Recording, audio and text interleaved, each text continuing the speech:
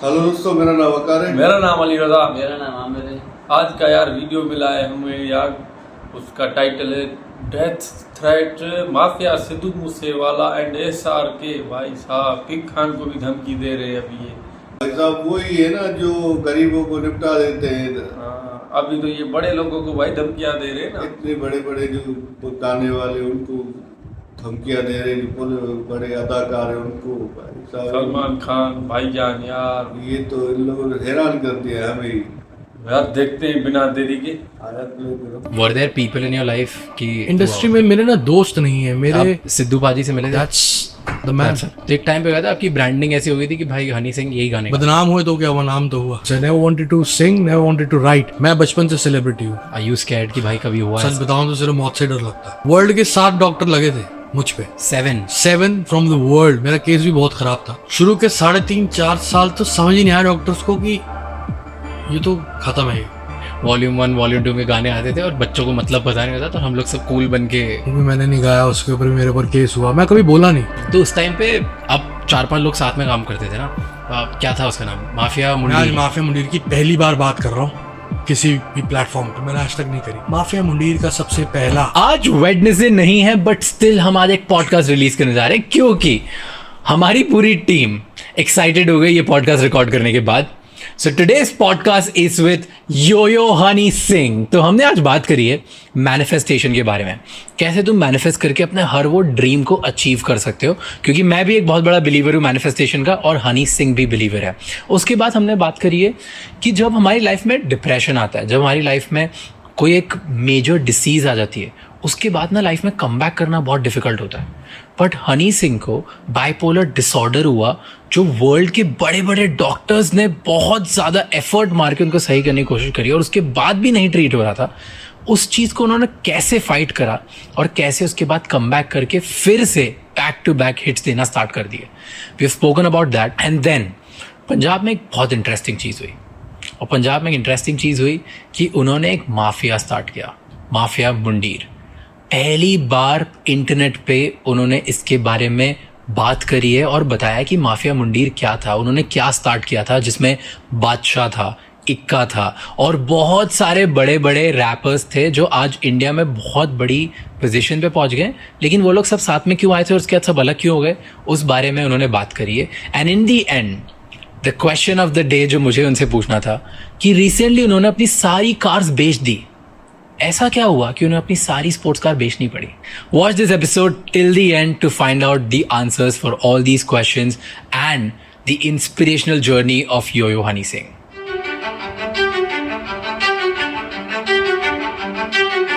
है ना, फर्स्ट जो फैन बना ना गाने का, दैट वाज इसे कहते हैं हिप हॉप।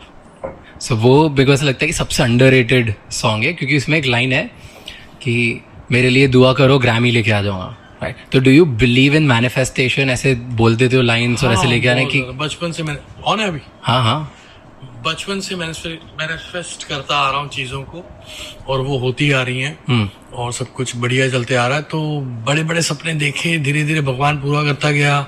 ये गाना 10 साल पहले आया था, तब वो सपना था, आज भी है वो सपना, और भी बहुत सारे नए बड़े बड़े सपने हैं। तो डेफिनेटली वो भी धीरे धीरे पूरे होंगे। लेकिन मैं मैनिफेस्टेशन में बहुत बिलीव करता हूँ। तो पहले से ही कि सक्सेस के मिलने के बाद? बचपन से पहले से ही ड्रीम्स। तो कहीं लिखते हो, बोलते हो, क्या करते हो? बोलता हूँ और उसी पे फोकस रखता हूँ। ये करूंगा, ये करना मुझे, एक दिन ये होगा, एक दिन वो होगा। मैं आपको कहानी बताता हूँ। अल्फाज मेरा भाई है छोटा, जिसके साथ मैंने गाना आया था हाय मेरा दिल। तो वो मेरे साथ स्टेज पे 12 साल से वर्ल्ड टूर कर चुका है। तो 2012 की बात है, हम लोग शायद आपके शहर इंदौर वगैरह में कहीं गए थे, इंडिया टूर कर रहे थे 2012 में, जब मैं नया हिट हुआ था। तो वहाँ एक पोस्टर लगा हुआ था मेरा बहुत बड़ा, और साइड में शाहरुख भाई की एक पिक्चर थी और उनका पोस्टर लगा हुआ था हमसे छोटा। ओके। तो कहते पाजी देखो हमारा पोस्टर बड़ा लगा है, शाहरुख भाई का पोस्टर छोटा लगा है। मैं कहा एक दिन ये आदमी हमें घर पे बुलाएगा। और 1 साल बाद वो हुआ, उन्होंने हमें घर पे बुलाया और मैं अल्फाज को साथ लेके गया। मैं कहा तूने ये बात मेरे से पूछी थी और मैंने तो ये बात बोली थी, आज ये हो रही है। गाड़ी में बैठा हुआ जो गए हम शाहरुख भाई से मिलने, वो बता रहा है भाई ये सही में हुआ था, ये सही में आपने बोला था, ये तो सही में हो रहा है आज। फिर गाना बना लूंगी, डांस सब कुछ हुआ। तो क्यों बुलाया था? इसीलिए गाने के लिए बुलाया था। Okay. What do you like about, मतलब ऐसे एक दूसरे के आपने बोला भी है ना कि शाहरुख खान ने काफी हेल्प करी, उनसे काफी चीजें सीखी, तो ऐसे बेस्ट क्या लगता है उसके बारे में, शाहरुख खान के बारे में? अगेन मेरे को आज भी मैं बताना चाहूँगा किसी को, बड़ी ही पर्सनल बात है। शाहरुख भाई ने मुझे 2013 में ऑस्ट्रेलिया में एक बात बोली थी, ऐसी कोई बात हुई तो मैंने कहा भाई आप एक्शन मूवी वगैरह ये सब क्यों नहीं करते? कहते हैं यार मेरा ना जोन अपना सेट है, मुझे लोगों ने उसी तरह देखना है, मैं उसी तरह करूँगा 10 साल बाद करूँगा और ऐसी बॉडी बनाऊंगा कोई भी नहीं बना सकता। और आज उन्होंने करा हो तो मुझे लगता है उनमें भी ये चीज़ है मैनिफेस्टेशन वाली बात, कि वो भी अपने बड़े बड़े गोल सेट बहुत सिखाया उन्होंने मुझे कि तू बड़े सपने देखता, अच्छी बात है बेटा, ऐसे करा कर, वैसे करा कर, इतनी मेहनत करा कर, ये मत करा कर, ये करा कर। तो बहुत समझाया सिखाया, क्योंकि मैंने उनके साथ वर्ल्ड टूर किया था 2013 और 14 पूरा 1 साल। तो डू यू फील कि मतलब ऐसे लोग बोलते हैं ना कि वो बहुत स्मार्ट हैं, बहुत सारी चीज़ों पे ब्रांडिंग फोकस करते हैं कि हर मैं पिक्चर वैसी करूँगा जिसमें मेरी ब्रांड इंटैक्ट रहे, तो ऐसा आप भी करते हो क्या कि हर गाना ऐसा निकालो जिसमें मेरा जो एक गोल है वो लोगों को सटली ऐसा पुश होता हुआ दिखता रहे? नहीं, मैं उनकी तरफ काम नहीं करता, उनका काम करने का तरीका मुझे एक्चुअली में पता भी नहीं है कि कैसा है कैसा नहीं, और शायद आपको भी नहीं पता। आप ट्रू, ये तो सिर्फ बाहर सुना हुआ है।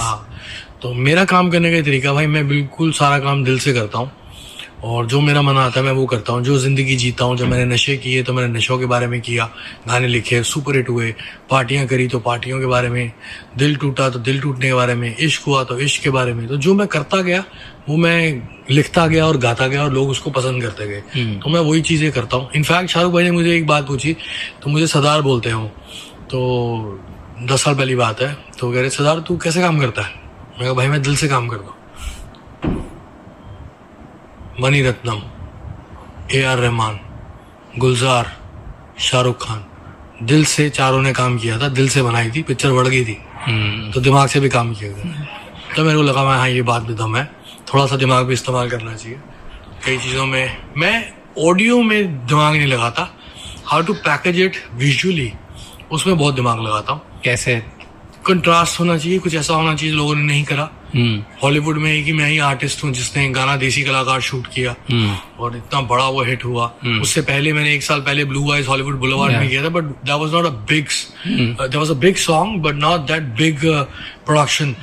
तो देसी कलाकार में 1 साल बाद जब मैंने वापस हॉलीवुड में शूट किया हॉलीवुड के क्रू के साथ, तो वो बहुत बड़ी प्रोडक्शन थी। आप आज भी वीडियो देखेंगे तो वीडियो गाना खत्म होने के बाद एक 7 मिनट की चेज है जो बेफजूल चेज है, लेकिन सिर्फ इसलिए करी कि एक कंटेंट मेरा अगले 10 साल तक 20 साल तक 20 साल तक एक प्लेटफॉर्म पे रहेगा और लोग देखेंगे उसको कि इसने ये काम किया था। तो उस तरह पैकेजिंग में और प्रेजेंटेशन में बहुत बिलीव करता हूँ।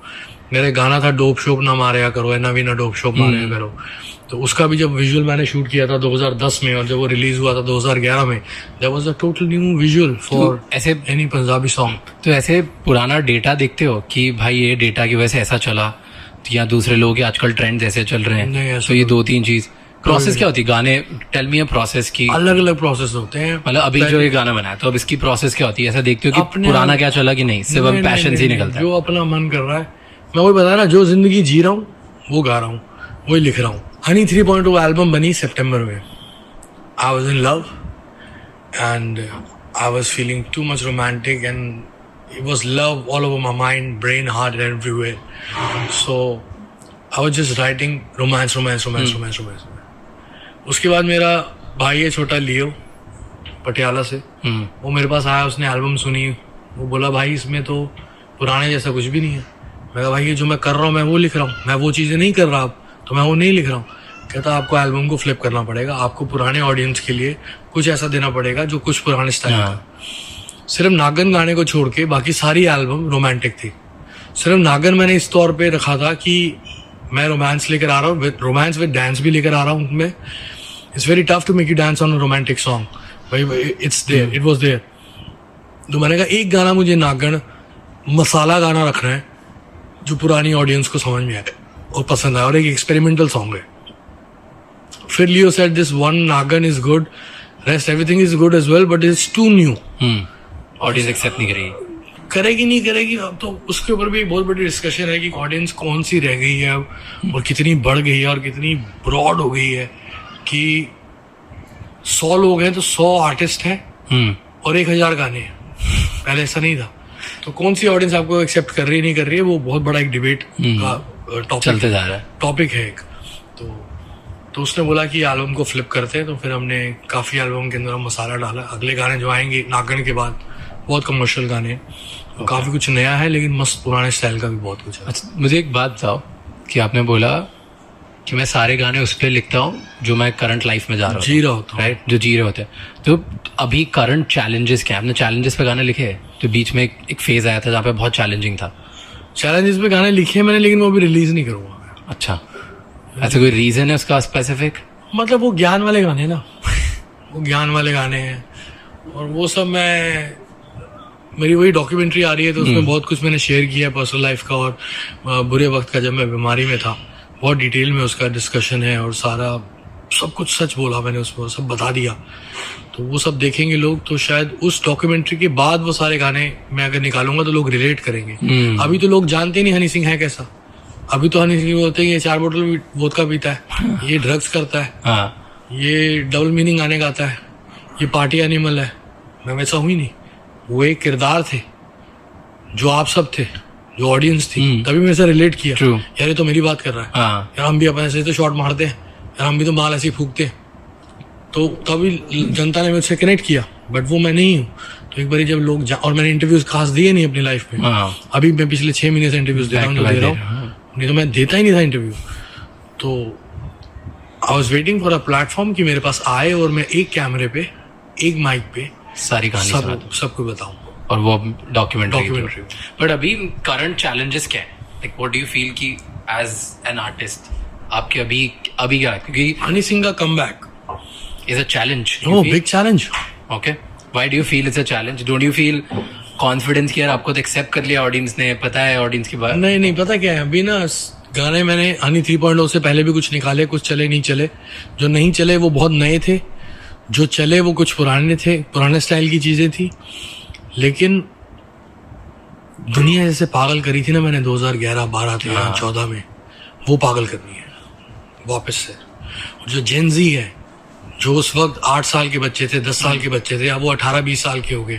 अब वो अलग आर्टिस्ट को सुनते हैं जिनसे वो ज्यादा रिलेट करते हैं। हनी सिंह से वो ज्यादा रिलेट नहीं कर पा रहे, क्योंकि आजकल के ऑडियंस की थोड़ी लिरिकल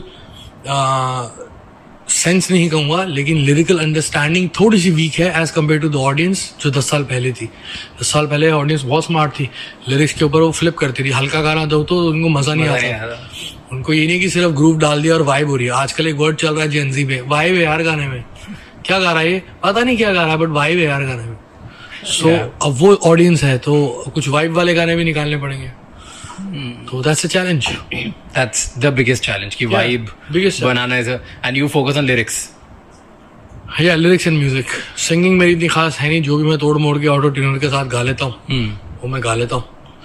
बाकी lyrics is prime.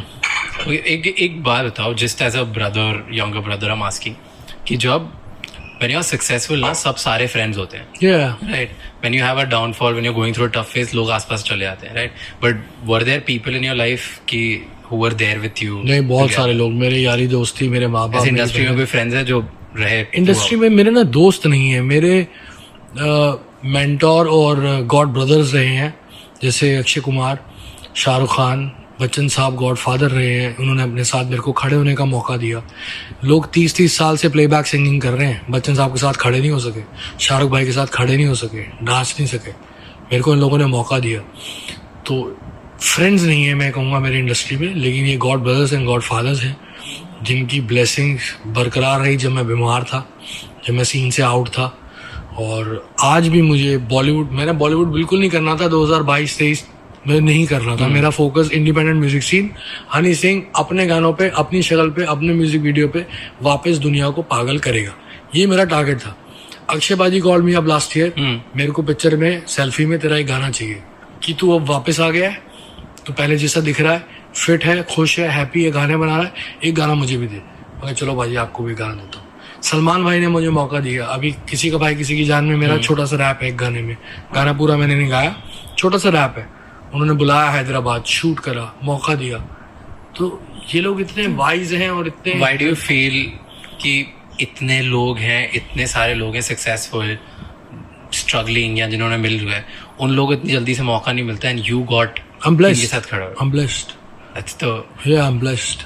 There's no other reason कि they No, feel no. they must have There seen are something. lots of people more talented than me. There are much more people who are less talented than me. But I'm blessed. I'm like gifted son of God. So they, because of that, you Yeah. keep getting opportunities. I'm blessed, bro. Okay, what's next for you? Lots of things. मतलब क्योंकि अब मैंने अभी fame हो बताया, गया, मैंने आपको- business हो गया, power हो गया, money हो गया. What आप क्यों उठते हो रोज सुबह? क्या करना है? हो गया सब तो. नहीं ऐसा नहीं है. बहुत एम्बिशियस हूँ मैं बचपन से और बहुत क्या ambition है next which you feel कि भाई ये बस म्यूजिक बनाते रहना है, पैसा कमाते रहना है, जिंदगी एंजॉय करनी है, माँ बाप को खुश रखना है, दोस्तों यारों के साथ भाइयों के साथ प्यार से रहना है. और लोग बोलते हैं सेलिब्रिटी उसको जो मशहूर होता है. मैं बचपन से सेलिब्रिटी हूँ क्योंकि मैंने for me celebrity means a guy a person who celebrate his life every day. So मैं बचपन से सेलिब्रिटी हूँ क्योंकि मैं बचपन से एंजॉय करता आ रहा हूँ. मेरी डॉक्यूमेंट्री में आप देखेंगे बचपन के आर्काइव्स हैं काफ़ी, तो आपको बचपन से दिख जाएगा कि ये बच्चा कुछ अलग है. तो सेलिब्रेट करनी है life as a celebrity, simple. So you know, I heard recently, you tell me कि आपने सारी गाड़ियाँ बेच दी आपकी. क्या क्या सीन है? Tell me about that मैं story. बीमार हो गया था भाई, तो डॉक्टर्स ने मना किया था कि गाड़ी नहीं चलाएंगे. Okay. और उसके बाद आज तक मैं गाड़ियाँ चलाता ही नहीं हूँ. शौक भी खत्म हो गया. उस वक्त नया नया पैसा था, नया नया शौक था, उम्र छोटी थी, 27-28 साल का था, बहुत सारी स्पोर्ट्स कार्स ले ली थी, ये सब कर ली थी. अब वो सब उम्र भी हो जाती है. 40 नाउ. समझ नहीं आता. मन नहीं, अब चार्टर प्लेन लेंगे, यॉट्स लेंगे. दिल्ली वाले फ्लेक्स तो करेंगे. Okay, how you used to give me a background of कि पहले जब स्टार्ट कर रहे थे आप तब पैसे कैसे कमाते थे? Because मैं 2003 से बीट्स बना रहा हूँ. 2003 में लोकल रैपर्स थे दिल्ली के जो इंग्लिश में गाते थे, उनके लिए बीट्स बना रहा था. Just music producer. Never wanted to sing, never wanted to write. Okay. मुझे पता भी नहीं था लिखते कैसे हैं. वो धीरे धीरे हुआ 4-5 साल में. 2003 में मैं हिप हॉप बीट्स बनाता था लड़कों के लिए, अंडरग्राउंड. वो सब गाते थे. उस टाइम हिंदी रैप तो था ही नहीं, एग्जिस्ट ही नहीं करता था. इंग्लिश में गाते थे सारे लड़के. तो उसके बाद 2005 में मुझे पहले गाने का मौका मिला अशोक मस्ती जी के साथ, खड़के गिलासी तेरे नाते. ठेके आते नित्य खड़के. That was my first song as a music producer and a singer in English. तो वो BBC वर्ल्ड चार्ट्स पे नंबर 1 चला गया था. मुझे अवार्ड मिला उसके लिए, लेकिन मेरे पास काम नहीं था क्योंकि वो एक हिप हॉप बीट चली और किसी को और हिप हॉप बीट्स नहीं चाहिए थी. बॉलीवुड में कुछ और चल रहा था. इश्क दी गली विच no entry, no no no no no no no no no, ये सब चल रहा था. उनको हिप हॉप का पता ही नहीं था कि हिप हॉप क्या है और क्या आएगा और कैसे आएगा और कौन लाएगा और क्या होना है. तो वो सीन था नहीं. बॉम्बे में काम नहीं मिल रहा था. दिल्ली में मैं रहता था. दिल्ली में कोई इंडस्ट्री नहीं है. एक ही रीजनल इंडस्ट्री थी जो थी पंजाब की. पंजाब में चल रहा था ढोल. हर गाने में ढोल बजता था. मेरे को तो यार दोस्तों ने बोला पंजाब शिफ्ट हो जाए, वहां पे तेरे को काम मिलेगा, वहाँ पैसे मिलेंगे. वहां पैसे मिलेंगे. 2 साल मैंने कहा नहीं, मैं नहीं करूंगा. मेरा दोस्त है मधुकांत, तो उसने 2 साल मेरे को खाने का, कपड़ा पहनने का, गाड़ी में तेल डलवाने का, CNG गैस होती थी गाड़ी में, तो CNG डलवाने का पैसा सब उसने दिया. और वो मेरे को समझाता रहा रोज कि तू पंजाब जा और वहाँ पे काम कर. मैं भाई मैं ढोल नहीं बजाऊंगा. I'm a hip hop urban producer. I want to be international. He said नहीं, तेरे को पैसा तो कमाना ना. पिताजी कह रहे हैं पैसा कुछ करना है. Then I shifted to Punjab in 2007. Okay. Then I did my first album by the name of Rebirth for a singer called late Raj Barat, जो अब इस दुनिया में नहीं है. वो एल्बम पंजाब, कनाडा और UK में सुपर हिट हो गई. Okay. फिर मेरे पास काम आना शुरू हो गया. अलग अलग सिंगर आने लग गए. Diljit came to me for a music production and everybody. So उसकी एल्बम बनाई मैंने दिलजीत की as a music producer. Rap भी किया उसमें मैंने पंजाबी में. उस वक्त में बहुत सारे सिंगर आने शुरू हो गए.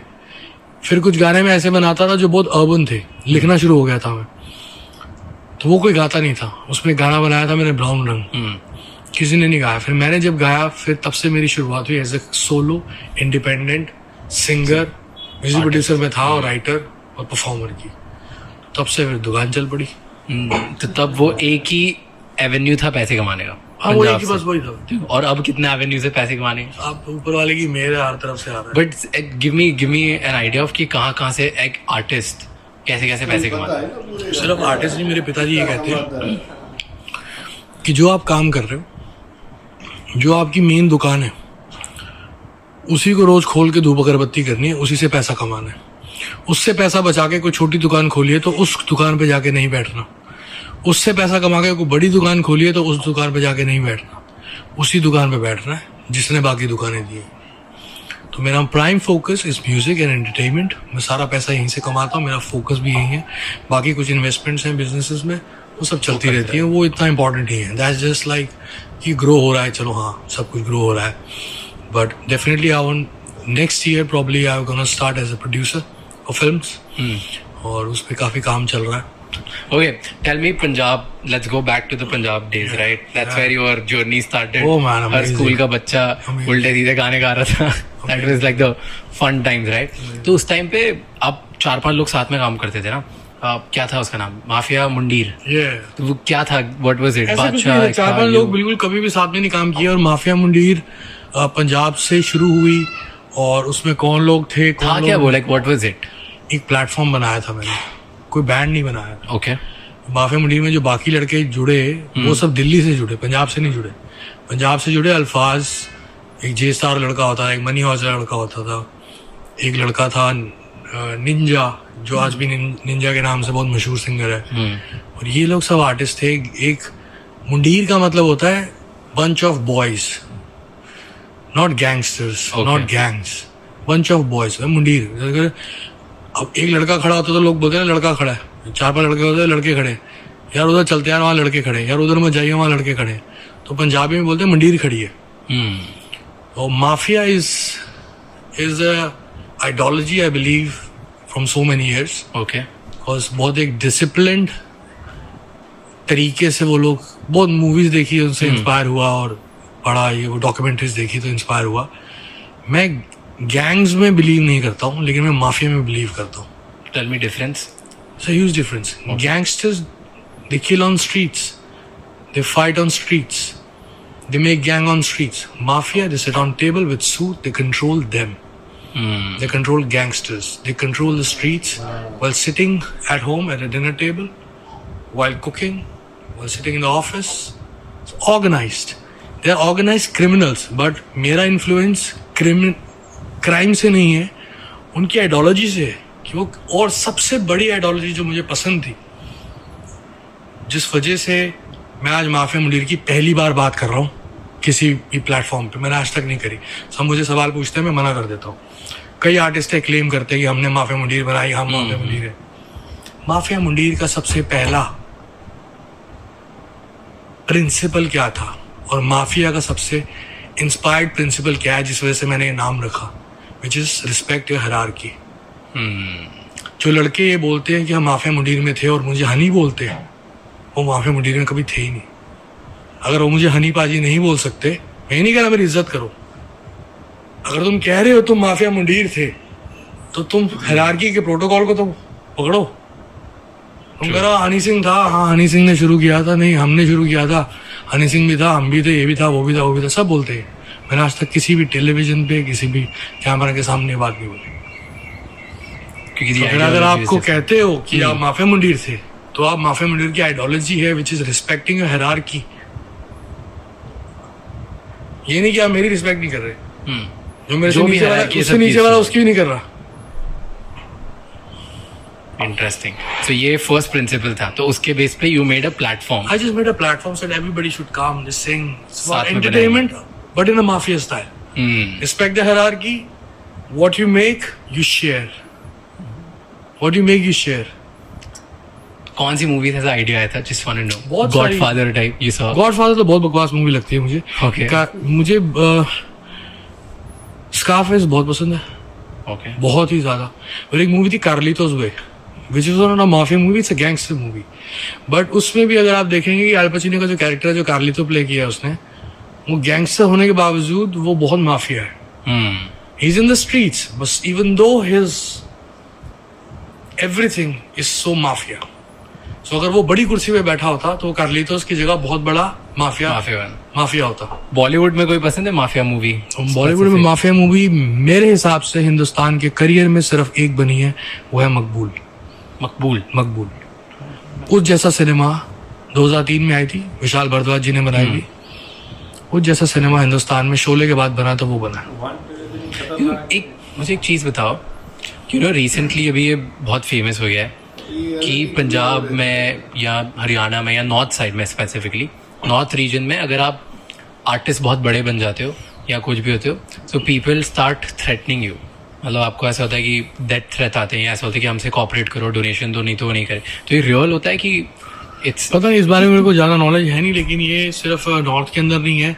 हाँ, इट वर्ल्ड बॉम्बे में कितने कॉन्ट्रैक्ट किलिंग्स हुई हैं 90s में, you know it, everybody is like, बहुत बुरा हाल था यहाँ। सिर्फ म्यूजिक इंडस्ट्री या फिल्म इंडस्ट्री की नहीं बात, बिल्डर्स किसी को नहीं छोड़ा इन लोगों ने। तो are you scared, like have you ever thought about it कि that are you scared कि भाई कभी हुआ ऐसा? यार मौत से तो डर लगता है, और सच बताऊं तो सिर्फ मौत से डर लगता है, और किसी चीज़ से नहीं डर लगता, कुछ भी किस सिर्फ मौत से डर लगता है। ऐसे कभी कुछ हुआ इंसिडेंट? नहीं अभी तक नहीं, ऐसा कुछ तो नहीं हुआ, ओके। लेकिन मौत देखी है नज़दीक से काफ़ी बार।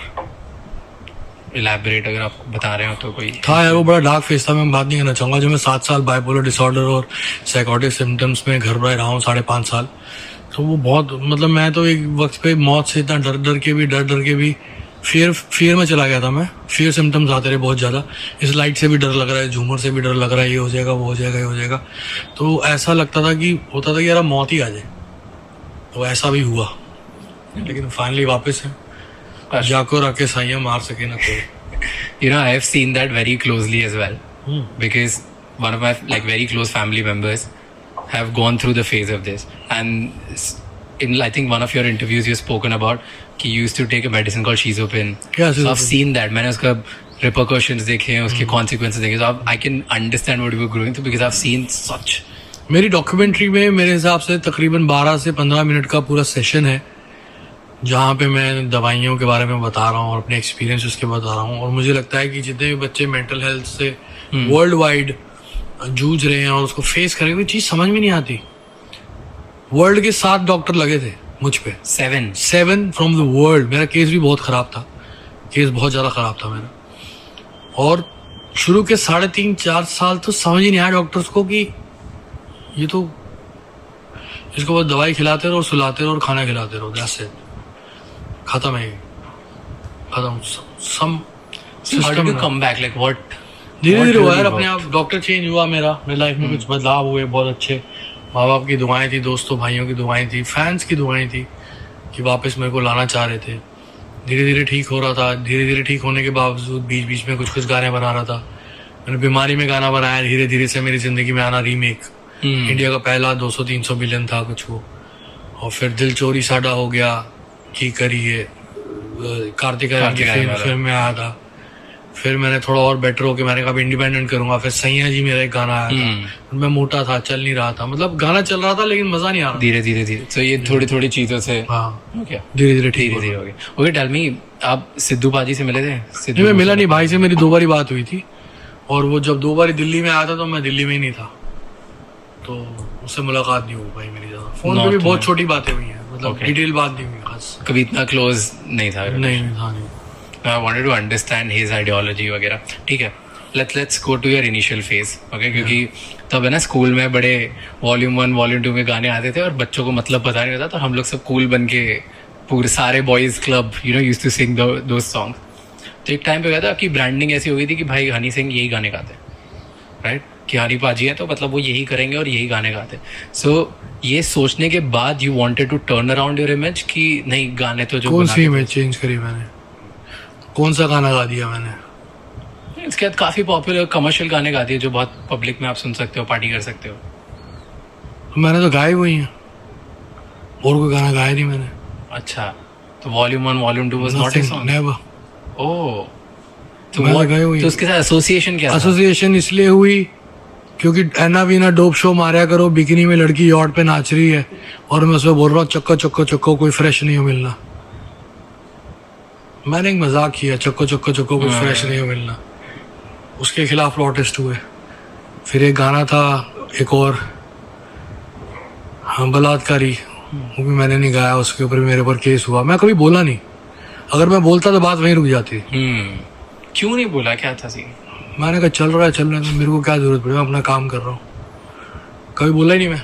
अब जाके एवरीथिंग ओपन अप. मैं वो न्यूज चैनल पे बैठ के 5 स्लाइड पे बैठ के ये नहीं करना चाहता. नहीं मैंने नहीं कहा, ये मैंने नहीं कहा, इसका मतलब ये नहीं है, इसका मतलब ये है, इसका मतलब वो नहीं, इसका मतलब है. मुझे नहीं करना था. मैं वक्त आएगा एक कैमरा पे एक माइक पे बोलेंगे. उसके लिए क्या हो जाएगा, मुझे ऐसा बोल देंगे कि ये मिसोजिनी करता है, ये यूथ को बिगाड़ रहा है, ये अल्कोहल ड्रग्स पे गाने बना रहा है. वो सुन रही है. मैंने लड़कियां देखी चरस भरती हुई 2009 में दिल्ली में. मैं चंडीगढ़ में रहता रहा, मैं दिल्ली आता था, वो चरस भर रही होती थी. तब मैंने गाना लिखा था, एना वीना डोप शो मारा करो. मैं उस लड़की को मना कर रहा हूँ कि ये डोप शो मत करा कर, लेकिन हनी सिंह बनाता है गाने डोप शो. गा लो भाई, प्रमोशन दे रहे हो तुम. So do you believe in this कि हर promotion, good promotion, bad promotion होता है? It depends upon you. अगर आप What do you believe in? देखो पता क्या होता है, लोग बहुत बिलीव करते हैं इमेज में. हिंदुस्तान में बहुत है, बहुत सारे मशहूर लोग इसमें बहुत ज़्यादा बिलीव करते हैं. मैं उस चीज़ में बिलीव नहीं करता कि बदनाम हुए तो क्या हुआ, नाम तो हुआ. मैं क्या हूँ, मेरा कोर क्या है. मेरा कोर घटिया नहीं है, ये मुझे पता है, मुझे किसी को बताने की ज़रूरत नहीं है. अगर मैं आपको बोल रहा हूँ कि कुंडी मत खड़काओ राजा, सीधा अंदर आओ राजा, तो अगर इसको आप गलत ले रहे हो तो आप घटिया हो, मैं घटिया नहीं हूँ. True. देखा एक ख्वाब तो ये सिलसिले हुए. फूल, लेडी सिंगर बोल रही है, फूल भी हो दरमिया तो फासले हुए. लड़की कह रही है कि मुझसे इतना चिपक जा कि फूल भी ना आए बीच में. क्या है ये? गुलजार साहब, बीड़ी जला ले जिगर से पिया, जिगर में बड़ी आ गए. फीमेल आंसर, फीमेल सिंगर गा रही है. गुलजार साहब लिख रहे हैं 400 लोगों के आदमी, गंदे गंदे लोगों के बीच में एक एक्ट्रेस डांस कर रही है. बहुत कुछ ऐसा. तो सिर्फ पोजीशनिंग की बात है, यू फील कि सोचने की बात है, सोच लिया. और क्या होता है ना, जो नहीं बोलता ना उसको लोग और बोलते रहते हैं हाँ. कि ये तो साला बोलेगा नहीं ना, इस पे डाल दो, ये तो बोलेगा ही नहीं, इस पे डाल दो. तो कभी ऐसे सोचा नहीं बीच में कि यार मैं अब तो पोजीशनिंग चेंज करूं, मैं कुछ तो करूं? पोजीशनिंग चेंज करने का कोई मतलब ही नहीं है. कि पोजीशनिंग क्या होती है, कुछ भी नहीं होती. मतलब जो मैं देख रहा हूँ मैं वो गा रहा हूँ. जो मैं सुनता हूँ, रुकमनी, रहमान सर को सुनता हूँ, रुकमनी रुकमनी शादी के बाद क्या क्या हुआ, कौन हारा कौन जीता, खिड़की से देखो जरा, अंतरे में है, बाहों में है, बाहें डाले, मीठी बातें होने लगी, खटिया भी धीरे धीरे खटखट होने लगी. ये मैं सुनते आया हूँ, ये सुन के बड़ा हूँ. रहमान सर को सुन के बड़ा हूँ. ये रहमान सर ने गाया, ये बाबा साइकिल ने गाया और रहमान सर का म्यूजिक है. मैं क्या बाहर से लेकर आया हूँ, सब यहीं से उठाया. कहाँ से मार से लेकर आया हूँ मैं. 100 साल पहले मुझे तुमसे प्यार था, ये गाऊंगा ना अगर मैं आज, तो कोई नहीं सुनेगा. Interesting take, never thought of this way. Okay, एक दो चीज़ें बताओ मुझे on your process of building music and content. Okay, पहले जैसे लोग कंटेंट बनाते थे, पैकेज करते थे, वायरल करते थे, हमने बोला लिरिक्स पे बहुत फोकस होता था, वो बहुत डिफरेंट था. अब ना शॉर्ट फॉर्म की वजह से पूरा गेम चेंज हो गया. हाँ, बोल रहा है यार. तो उस पर कोई टेक है क्या है कि व्हाट डू यू फील कि अब I don't know, I'm still like unaware, I'm still confused. पहले मैं एक चीज़ बनाता था, मैंने गाना बनाया ब्राउन रंग. मैंने कहा ये गाना हिप हॉप बीट्स जिसमें मैं ठेठ पंजाबी लिरिक्स गा रहा हूँ, कुड़ी नहीं तेरे ब्राउन रंग ने. मैं कहा मैं इसके लिए बॉडी बनाऊंगा. मैंने 3 महीने बॉडी बनाई. मैं कहा मैं इंटरनेशनल शूट करूँगा. मैंने दुबई पिक किया. मैं कहा मैं गोरा डायरेक्टर पिक करूँगा कि वो कैनवस इंटरनेशनल लगे. मैंने गोरा डायरेक्टर पिक किया. मैंने शूट किया. जैसे शूट खत्म हुआ मेरे हाथ में फर्स्ट कॉपी आई. मैं कहा दिस विल वर्क. उसके बाद शाहरुख भाई ने बुलाया, अंग्रेजी बीट गाना चल रहा था, अंग्रेजी बीट बनाया. मैं this will work. Dope show बनाया, दिस विल वर्क. जो भी बनाया ऐसे दिस विल वर्क, ऐसे करता रहा. शाहरुख भाई ने बोला अंग्रेजी बीट जैसा गाना बना दे. मैं कहा नहीं, आपकी मूवी की वाइब क्या है. 3 घंटे उन्होंने नरेट करी मुझे मूवी. मैं कहा कुछ बना के लाऊंगा, और बना के लाऊंगा तो सुपर हिट होगा तो लाऊंगा, नहीं तो नहीं आऊंगा. बनाया मैंने लुंगी डांस, कहते समझ नहीं आया. मैं कहा चाहिए तो ठीक है, नहीं चाहिए तो कोई बात नहीं, मैं इसको सिंगल रिलीज कर दूंगा, but this will work. Today I have 52 songs in my bank. I can say on one song. ये नहीं कि मेरा कॉन्फिडेंस हिल गया. जोश में सीन ही चेंज हो गया है। 2 हफ्ते से ज्यादा कोई गाना चलता ही वाला नहीं, ही सुन हो गया है इसके कंटेंट बोरिंग हो जाता है। हमें आदत पड़ गई, अब आपको 5 मिनट का ब्रेक मिलेगा, आप इंस्टा पे जाओगे, आप उसको रिफ्रेश मारोगे फीड को, क्योंकि आपको कुछ नया देखना है। पहले ऐसा नहीं था, दौर चेंज हो गया। ये मैं सीख रहा हूँ, पिछले 6 महीने में मैं ये सीख रहा हूँ सामने वाले खामोश और सीखता रहूंगा। तो ये मुझे सीखना जरूरी है, तभी मैं वो दौर लेके आ पाऊंगा जो मैं पहले लेकर आया था। उस दौर पे लोगों को लगा एकदम से हनी सिंह आ गया, ये कर दिया, वो कर दिया, धमाल कर दिया। मेरा होमवर्क था उससे पहले 10 साल का होमवर्क था मेरा, अब वो वापस होमवर्क स्टार्ट। वो होमवर्क शुरू हो चुका है। ये बट ये बहुत ट्रू है कि इंडियंस को, ये बहुत सही लाइन बोली कि इंडियंस को जब भी आप वेस्टर्न कल्चर दिखाते हो लेकिन इंडियन बातें करते हो ना, चलता है राइट। यूजुअली पहले सॉन्ग्स में भी ऐसा होता था कि आपके सॉन्ग मोस्टली ऐसे ही चले कि वाइब बाहर की है लेकिन गाने लिरिक्स इधर के राइट। और ये ब्रांड्स में भी चलता है। मैं एक ब्रांड के बारे में बताता हूँ, चिंग सुना है? चिंग नूडल्स, राइट। तो चिंग नूडल्स का जो फाउंडर है वो बिलीव ऐसा करता है कि भाई मैं जो ऐसी ब्रांड बनाऊँ लगनी चाहिए बाहर की है। अच्छा, चिंग नूडल्स बोले वो इंडिया में तभी चलेगी जब लोगों को लगेगा कि बाहर की ब्रांड है। वो इंडिया की बनी हुई इंडियंस की रही है लेकिन बाहर की ब्रांड है। अच्छा, मतलब ऐसा वाइब आना चाहिए। अच्छा। और वो चल गई। वैसे उसने और बहुत सारे प्रोडक्ट्स बनाए जो बाहर का वाइब देते हैं इंडिया में। तो सेम आपका भी वो आइडियोलॉजी था। अब चलता है वैसा नहीं? सब चलता है। मैं नागन, मैंने मेक्सिको में शूट किया। Nagan is a song which is very ठेठ पंजाबी। 3 लोगों से मैं इन्फ्लुएंस हूँ, A Rahman sir, Apache Indian और अमर सिंह चमकीला। इनसे, इनकी पर्सनालिटी से, इनके म्यूजिक से, इनके लिरिक्स से बहुत इन्फ्लुएंस्ड हूँ। तो मैंने इस गाने में नागन में अमर सिंह चमकीला का वोकल टेक्सचर कॉपी करने की कोशिश करी है और उसको मैंने ठेठ पंजाबी स्टाइल में गाया। तो मैं रोमांस की एक लड़की की तारीफ की बात कर रहा हूँ कि मुझे तो बहुत पसंद है, तू मेरी नागन है। तो बहुत जहरीली है, मतलब मैं भी बहुत जहरीला हूँ, तू भी बहुत जहरीला है, तू मेरी नागन है। तो बट इसको मैंने शूट किया है मेक्सिको में with 70 girls in bikini, total different visuals. So this is like what I want to present, like कि मेरी साउंड, मेरे लिरिक्स उस विजुअल पे जमते हैं। मैं ब्राउन रंग में कह रहा हूँ, उरे या तेनू एक गल समझावा, माड़े पुरजे नू कदी हाथ में न लावा। ठेठ पंजाबी लाइन है कि भी ना, मेरी साधारण सी लड़की मुझे पसंद नहीं आएगी। मैं तो कोई बात समझा रहा हूँ, मुझे तो तू ही पसंद आएगी। But I am singing in a canvas where Bugatti is behind me and this international style picked it up. I do shows in Hyderabad, Bangalore, Kolkata, Chennai. They sing these lines. उनको पता भी नहीं इसका मतलब, इतनी ठेठ Punjabi line है। तो वही मैंने कोशिश नागड़ में भी करी है, ठेठ पंजाबी रखा है इसको। तो last 2 questions okay on this कि if you look at America, तो जैसे उनके वो जो उन्होंने सॉन्ग्स बनाए वो ग्लोबल सॉन्ग्स बन गए, राइट। इंडिया में ऐसे नहीं हुआ अभी तक हमने कि बहुत ग्लोबल सॉन्ग बनाए, एक्सेप्ट फॉर पंजाबी म्यूजिक। कुछ पंजाबी म्यूजिक है जो अब ग्लोबली बनते जा रहा है। तो ये स्ट्रैटेजी इसके लिए थी कि मैं ग्लोबल अप्रोच दिखाऊंगा तो मैं वर्ल्ड वाइड मेन स्ट्रीम बनूंगा। जिंदगी में मेरा first priority is what my 1.5 billion brothers and sisters. I don't give a fuck to international music scene. I'll be in international music scene as a music producer, but not as a singer. Because मेरे को अंग्रेजी उतनी बढ़िया उनकी लिखनी आती नहीं, बातें उनकी बातें पता नहीं मुझे अपनी बातें पता है, लोकल बातें। तो कभी भी उनका स्टाइल या उनको इम्प्रेस करने का मेरा तरीका नहीं था। मेरा ये थॉट था कि देसी लड़का दिल्ली का, लोअर मिडिल क्लास का, धीरे धीरे यहाँ तक पहुँच के इस बड़े कैमरा, इस बड़े शहर, इस बड़ी कंट्री में, इस बड़े सेटअप में शूट कर रहा है, लेकिन बातें कर रहा है रोटी और भिंडी की। एक काम देसी कलाकार रोटी और भिंडी की बातें कर रहा है। तो मैंने कोई पिज्जा की बात नहीं करी, हालांकि पड़ा हुआ है यहाँ पे। मैंने रोटी भिंडी की बात करी। तो मेरे को कभी गोरो तो मैं कभी तवज्जो ही नहीं देता। पर ऐसे हम लोग ऐसे क्या करें कि अपना म्यूजिक अब ग्लोबल हो जाए? बिकॉज हम लोग ग्लोबल हैं। स्पेनिश को छोड़ के इंग्लिश म्यूजिक 1.5 बिलियन लोग थोड़े ना सुनते हैं। स्पेनिश म्यूजिक सुनते हैं, 7 बिलियन है डेस्पासितो वगैरह, उनकी पॉपुलेशन ज्यादा है। हम लोग ग्लोबली तो हैं यार, हम क्यों सोचे कि हम ग्लोबल नहीं, हम क्यों नेशनल है? We are international people, we are everywhere. तो we should, you feel every Sidhu ने भी किया।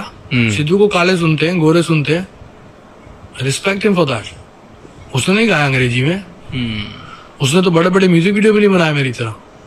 मेरा स्टाइल अलग था, मेरा थॉट अलग था, उसका थॉट अलग था। मैं ट्रैक्टर पे बेच के गाऊंगा तो साला इंटरनेशनल चलेगा, चला करेज था लड़के में, तभी वो एक वैसा एक ही हुआ है, होगा भी नहीं दोबारा।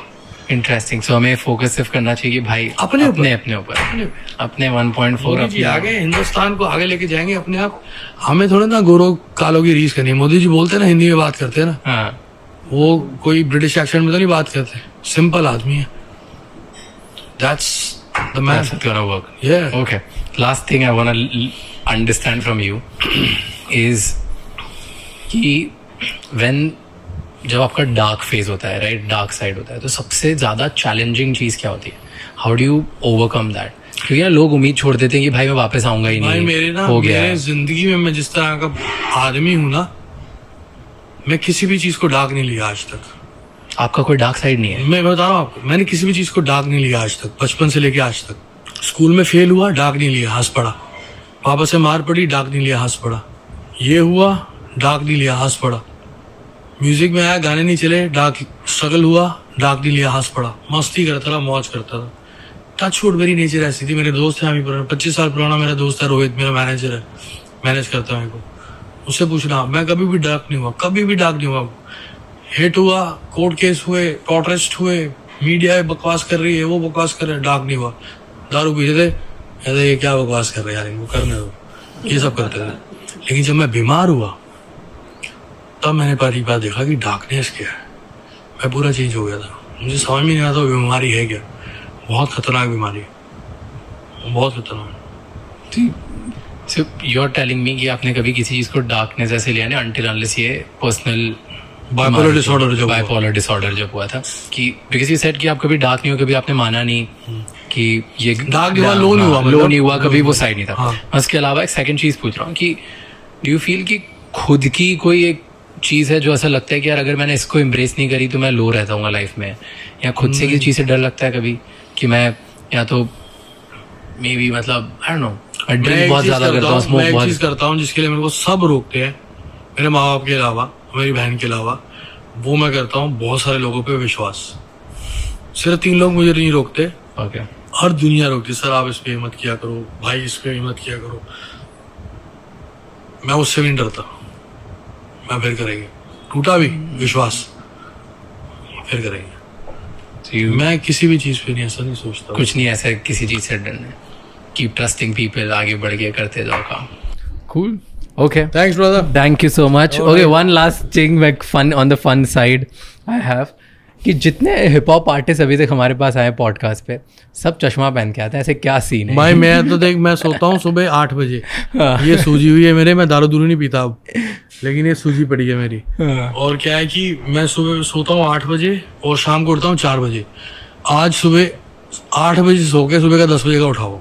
मैं चश्मा खास पहनता नहीं हूँ, लेकिन अब पहनना पड़ता है, कोई नींद नहीं मिलती तो ये सूजी जाती है। अभी भी नशे करके बैठा हुआ है, देखो इंटरव्यू में।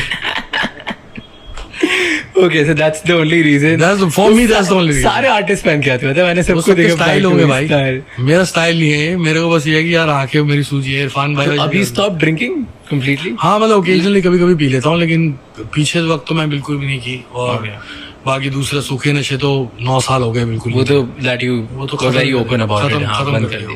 पर ऐसा होता था कभी आप ड्रिंक करके शो पे जाते थे? नहीं, मैं पहले बिल्कुल नहीं जाता था। मेरे साथ एक हुई थी इंसिडेंट, वो मेरे डॉक्यूमेंट्री में है। वो इंसिडेंट बहुत जबरदस्त, कि मैं जब मैं नाचता था लोगों को लगता है नशे करके चढ़ा हुआ है, एनर्जी इतनी होती थी मेरे। वो एक सक्सेस का नशा। मेरा म्यूजिक वाइल्ड है, मेरे लिरिक्स वाइल्ड है, ऊपर से 10,000 ऑडियंस आपके सामने कूद रही है पागलों की तरह, तो वो एक वो एनर्जी वापस आती थी। लोगों को लगता है नशे करके चढ़ा, मैं कभी भी नशे करके नहीं चढ़ा। एक इंसिडेंट ऐसा हुआ, वो मैंने डॉक्यूमेंट्री में बताया, कि मैं पहली बार दारू पी के स्टेज पे चढ़ा तो चढ़ा क्यों। दारू पी के मैं करता नहीं कभी परफॉर्मेंसेस वगैरह का, गाता भी। दूसरे आर्टिस्ट करते हैं ऐसे यूजुअली पीपल? पता नहीं भाई, मैं बाकी आर्टिस्टों के साथ ना रहता ना ज्यादा, मेरे को पता ही नहीं। कुछ नहीं होता, ऐसे ही परफेक्ट। चलो, Thanks, brother. Thank you so much, thanks for doing this. Thank you so much for watching this episode till the and. ये एपिसोड ना हमारे बाकी एपिसोड से थोड़ा सा डिफरेंट था, बट आई होप आपको अच्छा लगेगा। प्लीज कमेंट में हमें बताओ कि आपको इस एपिसोड में क्या अच्छा लगा और क्या गंदा लगा, ताकि हम उससे इम्प्रूव करें और अगले एपिसोड इससे बेटर लेके आए। हमारा गोल फिगरिंग आउट पे सिर्फ एक है, how do we achieve big dreams and how do we make you achieve those big dreams as well by asking right questions to all the dreamers जिन्होंने बहुत बड़े बड़े काम किए। So please like, share, subscribe, comment, और इस episode के बारे में, इस पॉडकास्ट के बारे में हर किसी को बता दो और किसी एक इंसान से शेयर करो जिसकी ये हेल्प करेगा। Thank you so much. Until the next episode, keep figuring out. आज वाला जो एपिसोड था बहुत अच्छा लगा मुझे, खासकर ये आया था बड़ा सिंगर, अपनी ही ज़िंदगी के बारे में बता रहा था। शराब पी, हर दुनिया का नशा किया, भाई अपनी धुन में मस्त मगन था, किसी के भी नहीं सोचा। बाहर में जाए दुनिया, जो गालियाँ दे रही थी, कुछ भी करे मुझे पता ही नहीं, मैं अपनी ही धुन में मस्त मगन था भाई। अपने बोला, शाहरुख खान सर से भी मैं मिला, अमिताभ बच्चन बड़ा लेजेंड था उसके साथ, और दूसरे के बारे बता रहा था, सलमान खान का गाना गाया, अक्षय कुमार, बड़े नाम ले रहे थे भाई साहब। इन लोगों ने तो हैरान कर दिया ये वाला सिंगर। तो अभी फर्स्ट टाइम ऐसा देखा हुआ है, तो बोलता है यो अपना ही गाता रहता है, हर जगह पर मस्त मगन रहता है। और बोला था ये कौन सा बोला था, सारी गैंग वाला भी, गैंग मास्टर भाई, ये सारे ये अलग ही ये दुनिया में भाई। ये वाला सुन, पहले तो हम गैंगस्टर सुना था, मगर ये इस भाई साहब ने फर्स्ट अपना ही बनाया था। ये 4-5 पता नहीं दोस्त थे इसके साथ, अपने ही चैम्बर में बोल रहा था, भाई साहब ये नशा करो, ये करो, वो बोला। उनकी उससे निकला भी मैं ना, हैरान कर दिया भाई। स्ट्रगल भी किया, सोचा ही नहीं भाड़ में जाए, अपनी ही दुनिया में मस्त मगन है, स्कूल में फेल रहा, ये किया दोस्तों के साथ। पर ऐसा ही होना चाहिए ना भाई, दुनिया जो भी कहे भाड़ में जाए, अपना काम करता रहे भाई। मजा आ गया देखकर ये वाली वीडियो की, बड़ी काम की है। सही बात है, बिल्कुल भाई। अब दुनिया को जाए भाड़ में, अपना भाई के ये के भाई साहब कह रहा है ना सिंगर भाई, दिल खोल के बातें यहाँ पर बता दी भाई। किसी भी मीडिया भी मेरे खिलाफ था, हर कोई मेरे खिलाफ था, पर मैंने इन पर ध्यान ही नहीं दिया भाई। बड़ा जबरदस्त है, इसके तो बड़े गाने भी आ चुके हैं, हमें तो पता ही नहीं ये वाला भाई। किंग खान का भी नाम लिया, वो भी मुझे बड़ा सपोर्ट किया, उसने भी समझाया यार, बहुत अच्छा लगा। राजू भाई के बारे में बताया, वो भी मुझे सपोर्ट करता है। जैसे ही मैंने कमबैक किया तो मुझे सारे आ गए भाई, चलो हमारी मूवी में गाना गा यार, बहुत अच्छा लगा ये। और इसका जो दूसरा फेस था भाई, कह रहा था कि मैं बड़े स्ट्रगल में था, बीमारी था मुझे, उस दुनिया के बड़े बड़े नामी ग्रामी डॉक्टर मेरे पास आए थे, फिर भी वो कुछ नहीं कर सके भाई साहब।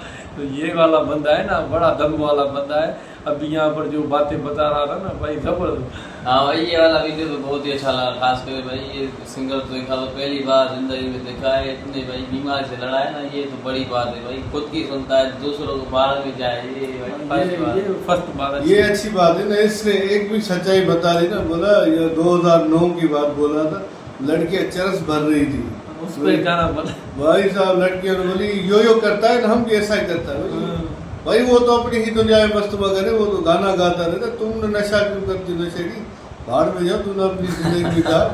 नहीं भाई, ये वाली लड़कियां भी उसके पीछे भाई। इंडिया में नशा बड़ा चलता है। आज इस भाई साहब ने सच्चाई बता दी है आज भाई, इसलिए बहुत सारी ऐसी बातें की है ना, हैरान कर दिया हमें भी।